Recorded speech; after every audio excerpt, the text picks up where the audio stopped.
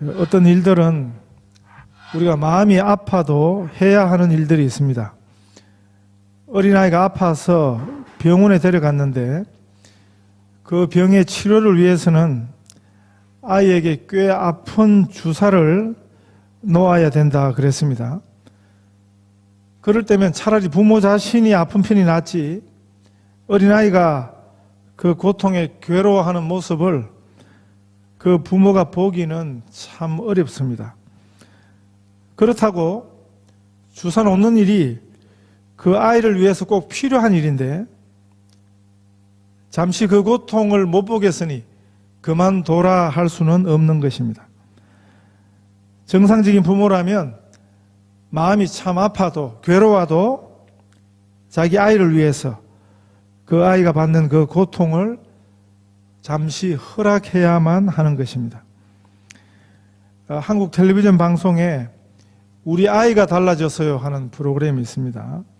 그 전에 보니까 부산에 가면 광안리라는 해수욕장이 있습니다. 해운대만 있는 게 아니고 광안리 해수욕장도 유명한데, 그 광안리라는 동네에 사는 5살짜리 어린아이 별명이 뭐냐면 남자아이인데 광안리 민폐보이였습니다.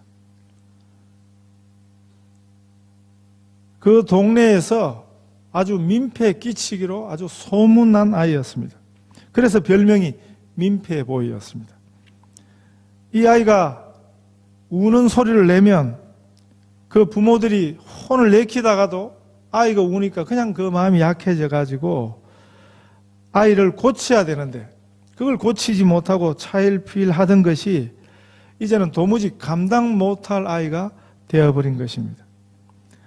이 아이의 그 못된 행동을 지금 고치지 않으면 안 되겠기로 그 부모들이 결심을 하고 또 유아교육 전문가들의 도움을 얻어가지고 그 아이에게 강한 훈육을, 마음이 아프지만 그걸 참고 실시하기로 했습니다. 이런 것처럼 그 마음이 내키지 않아도 해야 할 일은 해야 하는 것입니다. 우리 신앙생활도 그렇습니다. 우리 마음에 좋은 대로만 하자면, 우리 마음에 내키는 대로만 하자면 옳은 신앙생활이 불가능합니다. 세상 일도 그렇습니다. 내 마음 내키는 대로 하고 살면 그래서 되는 일이 있습니까? 하물며 신앙생활은 어떻게 했습니까? 어렵다고 포기한다면, 우리가 마음에 힘들다고 우리가 포기한다면 하나님의 뜻을 이룰 수 없습니다. 우리 삶에서 만나는 어려움은 우리들이 자기 꾀로 살다가 당하는 어려움도 있습니다. 이런 어려움은 뻔한 어려움이라 그렇게 말할 수 있을 것입니다. 우리 지혜로, 우리 생각대로, 우리 꾀에 의해서 살 때 우리는 근본적인 고난을 피할 수 없습니다. 그것이 인간 지혜의 어리석음이고 한계거든요. 잘못은 자기가 해놓고 그래서 어려움을 당하면서 무슨 하나님의 뜻이니 뭐 이런 거 찾는 분들이 들어있는데 그건 참 어리석은 것입니다. 그런데 하나님의 뜻대로 살아도 어려움은 있습니다. 아니요, 하나님의 뜻대로 사니까 어려움이 당연히 찾아오는 것입니다. 우리가 잘 아는 찬송 중에 384장 찬송이 나의 갈 길 다가도록 하는 찬송입니다. 1절 가사 내용이 이렇습니다. 제가 주부에 실어드렸습니다. 나의 갈 길 다가도록 예수 인도하시니 내 주 안에 있는 긍휼 어찌 의심하리요. 믿음으로 사는 자는 하늘 위로 받겠네. 후렴이 무슨 일을 만나든지 만사형통하리라. 무슨 일을 만나든지 만사형통하리라. 여기 만사형통이라는 말을 우리들이 많이 오해하고 있습니다. 한자어로는 모든 것이 잘 된다, 그런 소리죠. 그런데 이 모든 것이 잘 된다는 의미가 어려움은 하나도 안 만난다 하는 의미가 아니라 그랬습니다. 여기 무슨 일 가운데는 그 일이 어렵든지 좋든지가 다 포함이 되는 말입니다. 오히려 어떤 어려운 일을 만나더라도 만사형통하리라. 그 만사형통의 의미는 그 어려움도 이겨낸다는 말입니다. 성도들에게 어려움이 하나도 안 오는 게 아니고, 성경은 시험이 있다고, 어려움이 있다고 말씀하십니다. 우리의 삶에 늘 시험이 있는 줄 아시고 예수님께서 우리에게 매일 필요한 기도를 이렇게 가르쳐 주셨습니다. 악한 자에게서 구하여 주시고 시험에 들지 말게 하옵소서. 너희는 이렇게 기도하라. 이렇게 가르쳐 주신 것입니다. 특별히 우리들이 하나님 말씀에 순종하고 살 때, 그때 반드시 어려움이 있는 것입니다. 하나님 말씀에 불순종하고 살아도 어려움이 있어요. 그러나 오해하시면 안 되는 것이, 하나님 말씀에 순종하고 살아도 어려움은 있는 것입니다. 창세기 37장에서는 요셉이 하나님이 주신 꿈을 꾸었습니다. 여기서 꿈은 하나님의 뜻이, 하나님의 계획이 요셉에게 꿈을 통해서 나타난 것입니다. 이 꿈은 요셉이 자기 욕심으로, 자기 욕망으로 꾼 꿈이 아니라 그랬습니다.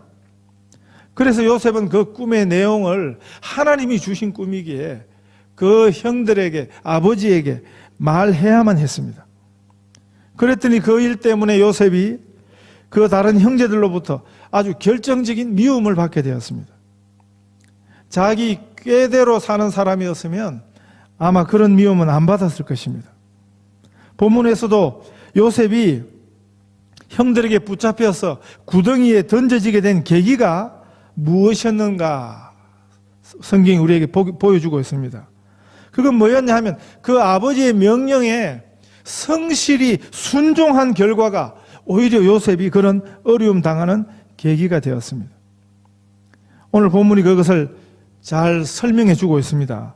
아버지 야곱이 요셉에게 심부름을 시켰습니다. 12절에 보시면 그 형들이 세겜에 가서 아비의 양떼를 칠 때에 그 아버지 야곱이 요셉을 이 세겜이라고 하는 동네로, 지역으로 보냈습니다. 거기 가서 다른 아들들하고 자기 양떼가 잘 있는지를 보고 와라 하고 심부름을 보낸 것입니다. 그런데 요셉이 세겜이라는 곳에 가보니까 거기 자기 형들이 없었습니다. 다른 사람들을 거기서 만나서 물으니까 그 형들이 이미 도단이라고 하는 다른 지역으로 이미 떠났다는 것입니다. 거기서부터 도단이라는 지역은 바로 옆이 아니었습니다. 북쪽 끝에 있는 꽤 먼 거리로 이미 떠났다는 것입니다. 요셉이 만약 여기서 그 아버지의 명령을 곧이곧대로 행했다면 세겜에서 자기 아버지에게로 돌아갔을 것입니다. 그래서 아버지가 말씀하신 대로 세겜에 가보니까 이미 형들이 떠나고 없었디다. 아마 그렇게 소극적으로 순종했더라면 아마 그렇게 보고를 하고 말았을 것입니다. 그런데 요셉은 성실한 순종을 했습니다. 그 아버지의 뜻이 무엇인지를 알았기 때문에 그 아버지 야곱이 원했던 것은 그 형들과 양떼에 대한 안부를 물은 것입니다. 단지 세겜에 있더냐 없더냐를 확인하고 오라는 것이 아니었습니다. 그래서 요셉은 그 형들이 옮겨간 그 도단이라는 지역까지 따라서 쫓아갔던 것입니다. 그런데 거기서 요셉은 형들에게 의해서 그 함정에, 구덩이에 빠져서 죽게 된 것입니다.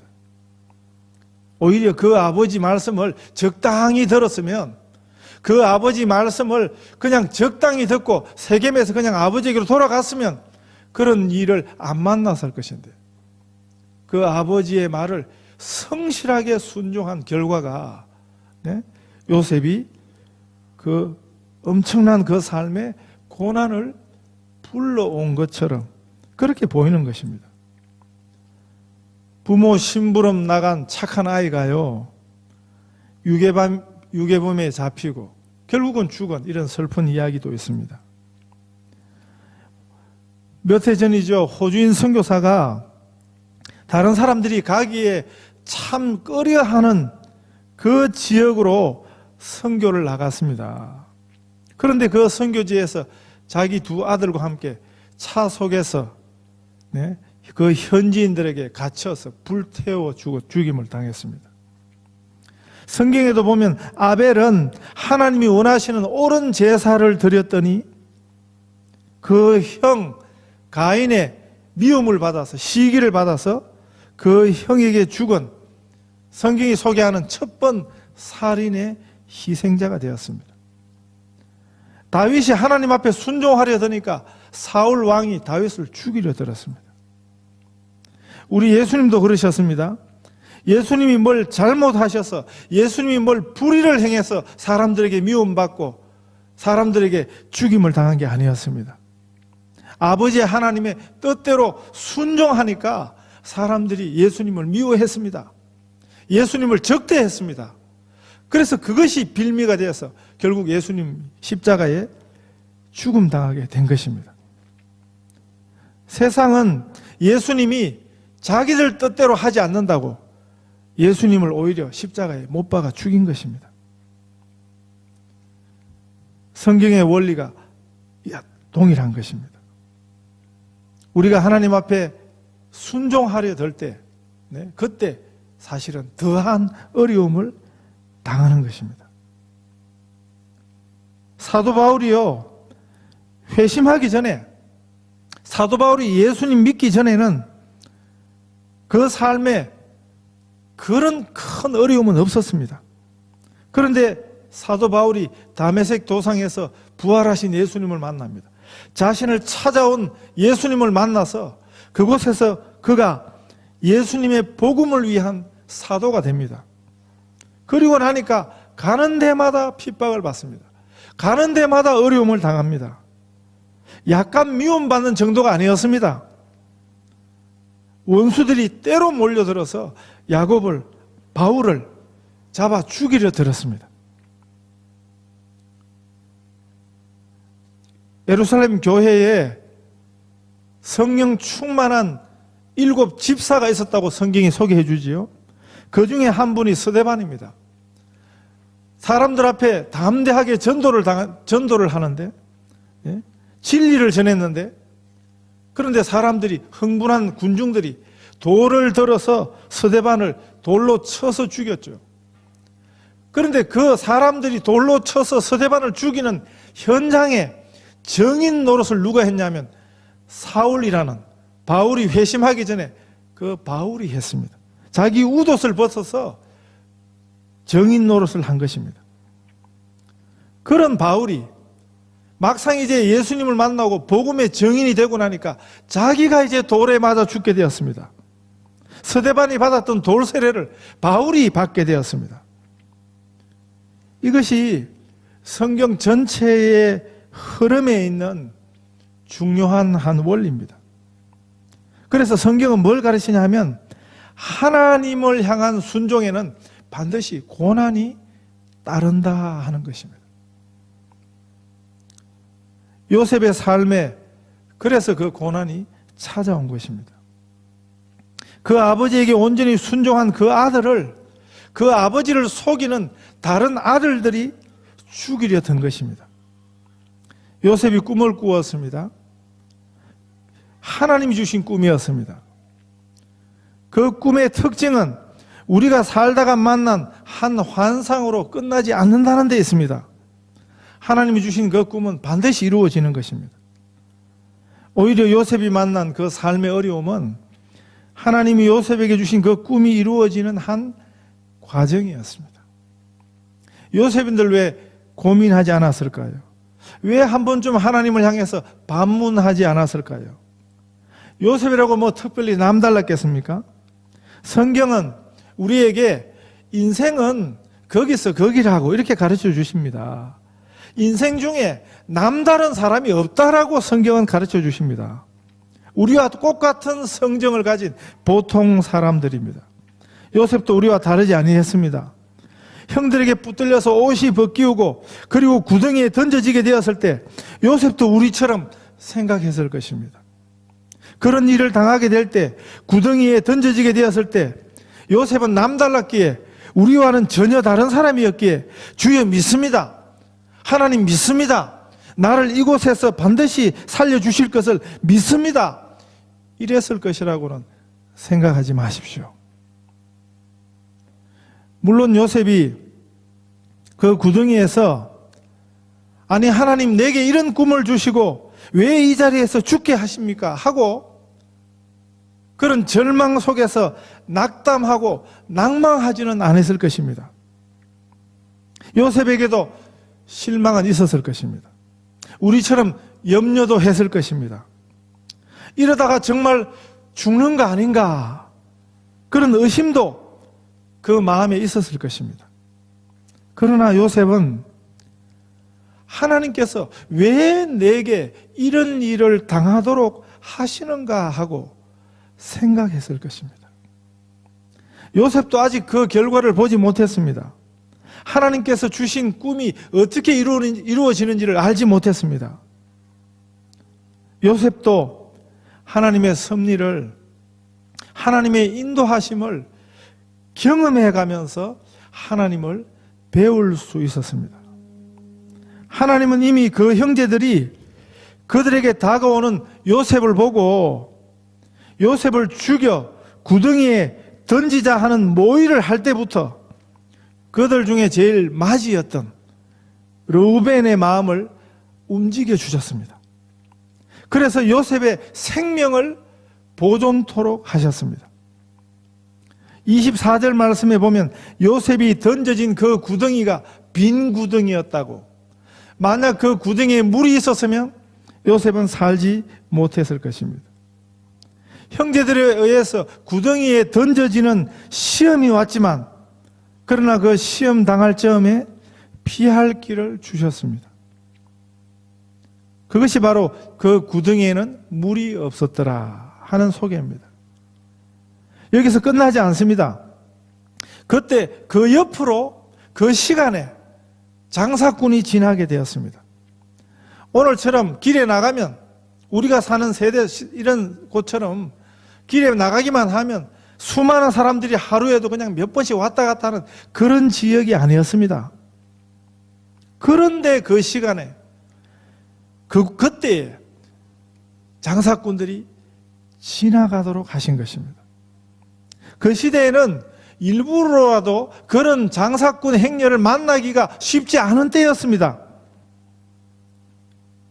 그 장사꾼의 행렬이 딱 그 시간에 그곳을 지나가도록, 우리가 이런 거 생각해 보면 이 사람들이 지금 어디서 출발했겠습니까? 그 사람들이 아마 멀리서 출발을 했을 것입니다. 그런데 그들이 그곳에서 출발할 때 그 시간에 출발을 해가지고 거기서 지금 그 구덩이 옆을 지나갈 것을 누가 상상을 했겠습니까? 누가 계획을 했겠습니까? 우리는 이런 성경 기사를 대할 때 하나님께서 이미 그들을 이 사건이 일어나기 전에 그 장사꾼들을 그곳에서 출발하게 하셨다라는 것을 우리가 볼 수 있어야 하는 것입니다. 그래서 제가 말씀드린 것처럼 인간의 시간 배후에 하나님의 시간이 있습니다. 인간의 사건 너머에는 하나님의 사건이 있다는 것을 우리가 믿어야 하는 것입니다. 그리고 또 한 가지 사실을 뒤에 26절, 27절 말씀을 보면 우리에게 알려줍니다. 요셉의 이복 형들이 다 10명이었습니다. 그 중에 장남 르우벤만 요셉을 살리자 그랬으면 요셉을 살리는 일이 어려웠을 것입니다. 그런데 그 26절, 27절은 그 중에 또 다른 형제 유다가 나서서 그냥 죽이지 말자, 살려서 종으로 팔자라고 그 형제들을 설득시켰음을 보여주는 것입니다. 그래서 요셉이 그 형들의 손에 죽지 않고 애굽으로 팔려갈 수 있었습니다. 하나님께서는 이처럼 우리에게 피할 길을 주시기도 하는 것입니다. 우리가 감당할 시험 밖에는 당하지 않음을 우리가 알아야 하는 것입니다. 물론 죽음조차도 끝이 아닙니다. 우리의 시간이면, 우리의 제한된 생각이면 우리의 사건은 죽음이 끝입니다.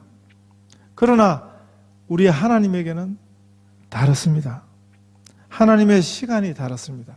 하나님의 사건이 다릅니다.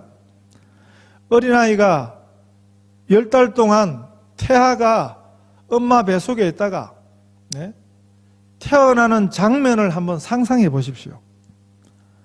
태아는 엄마 뱃속이 제일 좋은 장소였습니다. 거기가 천국이에요.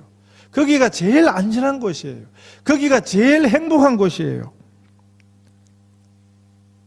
렌트비 낼 일이 있습니까? 뭐 세금 낼 일도 없고 공부할 일도 없고 어디 가서 나쁜 놈 만날 일도 없고 그렇게 좋은 곳에서 10달을 보호받다가 출산 때가 되면 아이는 쉽게 밖으로 안 나오려 하는 것입니다. 모르겠습니다. 가끔 보니까 쑥 하고 그냥 아이를 놓는 분들도 있지만 다 진통을 피할 수 없습니다. 그런데 엄마만 진통을 피할 수 없는 게 아니에요. 아이도 괴로워요. 아이도 힘들어요. 사실은 거기서 안 나오려고 하는 거죠. 그러다가 밖으로 나오면 아이는 본능적으로 자기는 이제 죽었다 생각하고 막 우는 것입니다. 그런데 밖에서는 어떻습니까? 다들 기다리고 있었습니다. 다들 축하하고 잘 태어났다 그러고 모든 사람들이 다 기뻐하지 않습니까? 우리가 이런 생각을 해볼 때 천국 문에서도 그럴 것이다. 그런 생각을 하는 것입니다. 우리는 이 세상이 전부라고 생각하니까 그러니까 이 세상에서 죽으면 그걸 끝이라고 생각합니다.